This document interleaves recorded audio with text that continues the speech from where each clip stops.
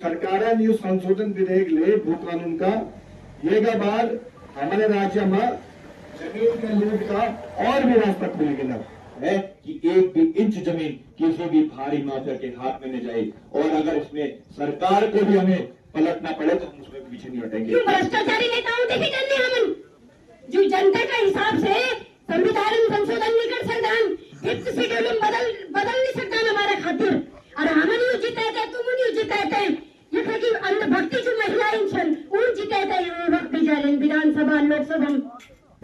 अभी हमारे उत्तराखंड को तो किसी ने हासिल भी नहीं किया, हम तो यहीं पर है। जब हम लोग यहीं पर है उत्तराखंड के अंदर,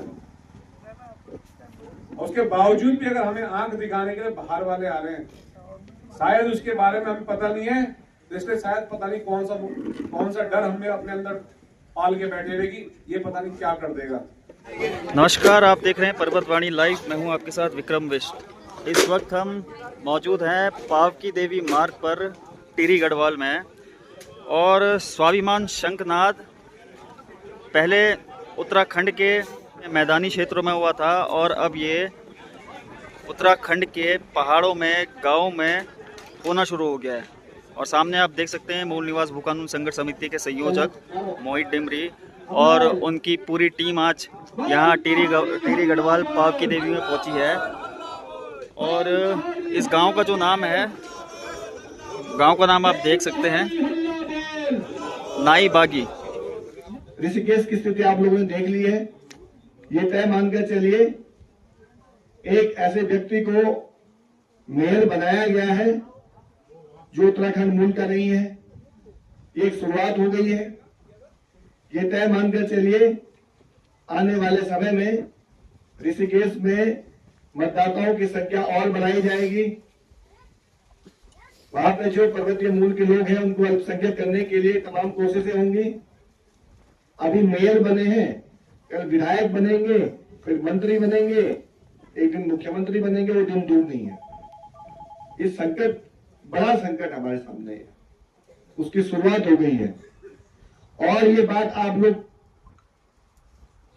ध्यान देकर सुनेंगे जो मैं कहना चाहता हूं। जो समाज ताकतवर नहीं होता है, जिस समाज में एकता नहीं होती है, उस समाज को रौंद दिया जाता है।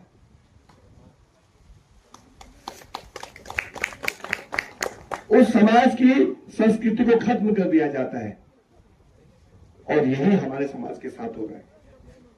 हमारे समाज को, जो खासकर पर्वतीय मूल के लोग हैं, उनको धीरे धीरे करके साजिशन, उनको हाथों से संसाधन खत्म किए जा रहे हैं, जमीनें खत्म की जा रही है, नौकरियां खत्म की जा रही हैं, उनके रोजगार पर डाके डाले जा रहे हैं। ये और संस्कृति हमारी, उस पर प्रहार किया जा रहा है। चारों तरफ से षड्यंत्र हो रहे हैं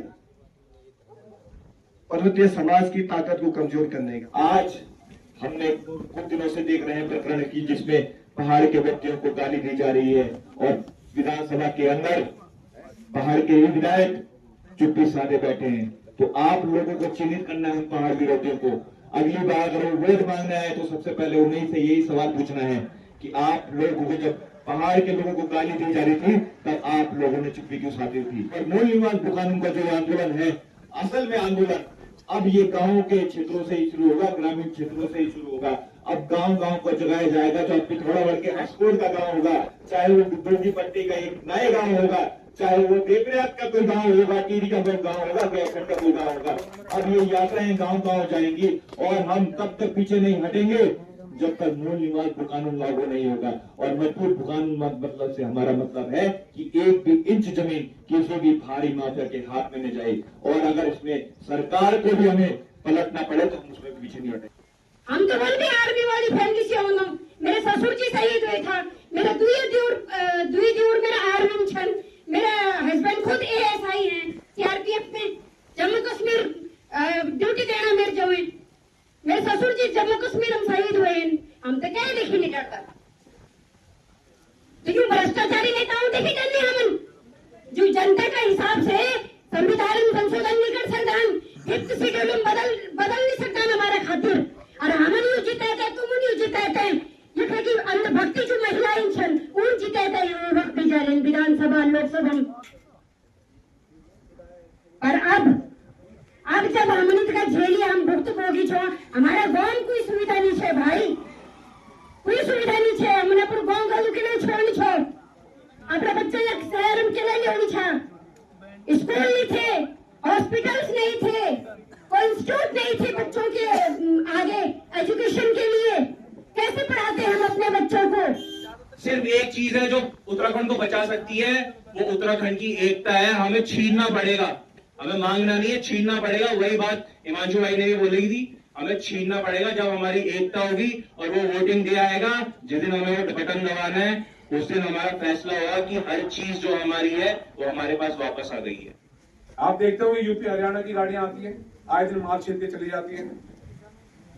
हम लोग डर जाते हैं। गांव हमारा, क्षेत्र हमारा, गली हमारी, अनसन गाड़ी वो चला रहा है, इकलौता सड़क है, बावजूद उसके भी हम मार खा रहे हैं। और हम जो है मार क्यों खा रहे हैं? सबसे बड़ा कारण क्या है इसका कि हमने जो है विश्वास कर दिया किस पे? और अंधविश्वास सरकार पे, चाहे वो कांग्रेस की रही हो, चाहे भाजपा की रही हो, चाहे किसी की भी रही हो। हमने जो है अपने हाथ काट के उधर दे रखे हैं। फिर दूसरा विश्वास प्रशासन तंत्र के ऊपर कर दिया हमने, चाहे वो पुलिस विभाग हो, राजस्व विभाग हो, जिनसे हमारे डायरेक्ट काम पड़ते हैं, सीधे काम, इनके ऊपर जो हमने विश्वास करा है, अंधा विश्वास, ये सबसे बड़ी कमजोरी है हमारी। हम लोग अगर थाने में चले जाएं रिपोर्ट लिखाने के लिए तो वो हमारे खिलाफ रिपोर्ट लिख देते हैं। अब बाहर का आदमी नोट लेके जाता है जेब के अंदर, तो किसी और का कुछ लिख के दे देते हैं और हम जो है हाथ जोड़ते फिरते हैं। क्योंकि हमारी भौगोलिक परिस्थिति ऐसी है कि यहाँ पर हम संसाधनों से संपन्न तो है, लेकिन हम पे आर्थिक रूप से, भौतिक रूप से पैसा नहीं है जो हम इनके मुंह में भर सकें, जेबों में भर सकें। अभी यहाँ पर भाई संजय सिंह जी और भी वक्तगण हमारे भू कानून के बारे में बता रहे थे और हमारे बीच से भाई लोग भी बोल रहे थे भाई सारा कुछ बिक गया है, यहाँ पर सबने अपनी जमीनें बेच दी। तो या तो कहीं ना कहीं आप लोगों के अंदर डर रहा होगा। मेरा गांव, मैं खासपट्टी से आता हूँ और मेरा गांव हिंडोला खान में पड़ता है। देखो दम होना चाहिए, या तो आपके अंदर दम नहीं रहा कि आप उन जमीनों को बिकने से रोक सके। मेरा गांव हिंडोला खान है, मेरी ग्राम सभा डूंगी है, मेरा खुद का चाचा, मैं आज बता रहा हूँ आपको, जो परिवार में कुटुंब में होते हैं, उन्होंने अपनी जमीन अभी पिछले साल, हम लोग यहाँ भू कानून के लड़ रहे हैं, मोहित इंग्लिश हम सब लोग आंदोलन कर रहे हैं, रैली निकाल रहे हैं, और उधर मेरे चाचा ने फरीदाबाद से लाके हरियाणा वाले को 400 वर्ग मीटर जमीन बेच दी, हमारी पुरखों की जमीन।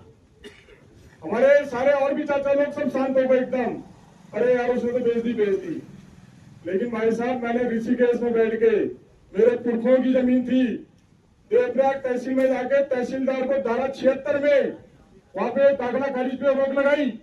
मेरा भी अगर सरकार का भू कानून है तो आपका भी भू कानून है, हमारा भी भू कानून है।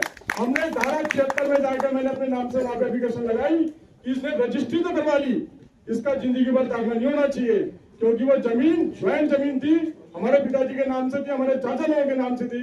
लेकिन चाचा लोग डर गए, लेकिन मैं नहीं डरा। पिताजी हमारे स्वर्गवासी हो गए, वो जमीन हमारे नाम पे आ गई थी, चारों भाइयों के नाम पे। मैंने जाकर वहां पे दाखिले में आपत्ति लगाई और आज तक केस चल रहा है। और जाकर युवाओं को, उस गांव के युवाओं को इकट्ठा किया, जैसे आज आप सब लोग इकट्ठे होते हैं, सारे युवाओं को इकट्ठा किया और युवाओं ने भी एक लेटर लिख के दिया तहसीलदार को कि हमारे गांव ग्राम सभा डूंगी में कोई बाहर का आदमी जमीन नहीं गिरफ्तार आएगा, और वो लगा दिए पूरे। आपके अंदर एकता होनी चाहिए। अरे सरकार तो अपना भू कानून ला रही है, आपका भी भू कानून है। आप इस पूरी 2 की पट्टी में जाइए और जगह जगह ग्राम सभाओं में आप अपने लोगों के साथ बैठिए और बोर्ड लगवाइए अपने गांव में। अगर आपको जमीन बेचनी है, आपको जरूरत है, अपने भाई बहन को बेचिए, अपने परिवार के लोगों को बेचिए, अपने गढ़वाल के लोगों को बेचिए।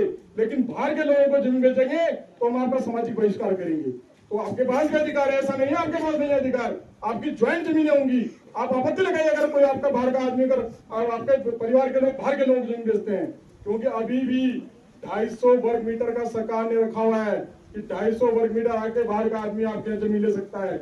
और हमारे साथ जो होगा, उस आदमी ने उसके अपने बेटे के नाम पे और अपनी घरवाली के नाम पे, अलग अलग नाम पे 250 वर्ग मीटर लेकर जमीन ले ली। तो आपके पास अधिकार है, लेकिन आपको उसका उपयोग करना है। धारा 76 में आप दाखिला खारिज में रोक लगवाइए, ताकि दूसरे को भी सबक मिले कि भाई ऐसा नहीं करना है।